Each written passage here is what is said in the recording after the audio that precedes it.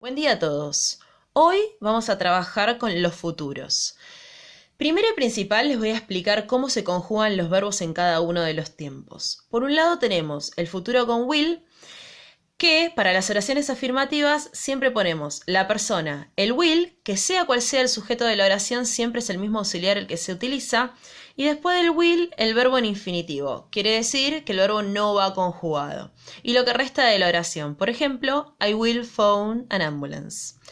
En el caso de que la oración sea negativa, el orden es exactamente igual, pero con el auxiliar negando. Entonces quedaría I won't phone an ambulance.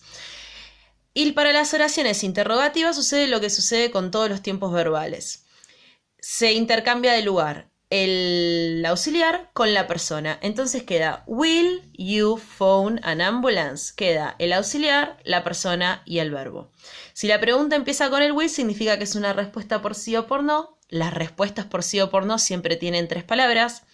Yes, I will o no, I won't. En este caso, siempre va yes o no. La persona will o won't. Si afirmo de este lado de la coma, del otro lado de la coma el will va afirmando. Si niego de este lado de la coma, del otro lado el auxiliar también va negando.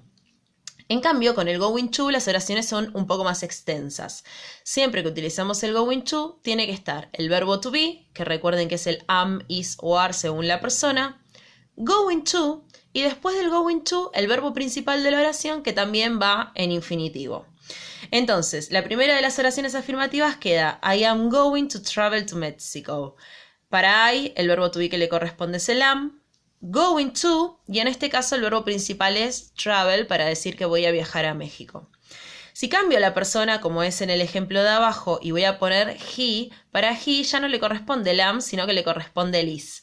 Por lo tanto quedaría he is going to travel to Mexico. Lo que cambia en la oración según la persona es el verbo to be.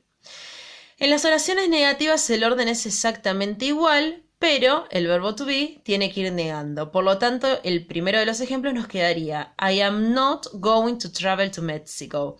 Recuerden que siempre que utilizamos el am, tiene que ir el not separado porque no tiene una forma de contraerlo. Sin embargo, si ven el ejemplo que sigue, dice he isn't going to travel to Mexico. El isn't puede escribirse así o puede ponerse is not y es exactamente lo mismo. Uno es la forma larga y el otro es la forma contraída del verbo. Y por último tenemos las interrogativas, que el orden es verbo to be, persona, going to, verbo en infinitivo y lo que resta de la oración. Por eso la primera queda Are you going to travel to Mexico? Bueno, acá me faltó una X, pero tendría que ir. Yes, I am o no, I am not. Y la segunda dice Is he going to travel to Mexico? Yes, he is. No, he isn't. Ahora, esto es cómo se conjugan los verbos. ¿Qué hay que tener en cuenta? Si tenemos dos futuros, tienen dos usos distintos. Por un lado, tenemos que el will se usa cuando nosotros decidimos hacer algo a futuro en el mismo momento que estamos hablando. Por ejemplo, si uno ve que hay un accidente en la calle y dice voy a llamar a una ambulancia, no es que uno tiene planeado con mucha anterioridad que va a llamar a la ambulancia, sino que en el mismo momento que está hablando decide que va a hacer algo. Bueno, ahí cuando son situaciones espontáneas utilizamos el futuro con will. Sin embargo, si es algo que ya está planeado con anterioridad, como el ejemplo de abajo, unas vacaciones, ahí usamos going to. Voy a viajar a México, voy a hacer una fiesta tal día. Bueno, es algo que yo ya vengo planeando, así que uso el going to.